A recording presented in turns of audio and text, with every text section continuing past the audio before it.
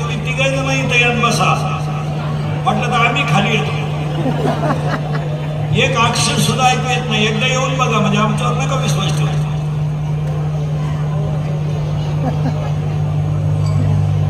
हे मॉनिटरला आवाज तर द्या तुम्ही. काय प्रॉब्लेम? लाईट आहे सगळं आहे. मॉनिटरला आवाज सोडा सगळ्या.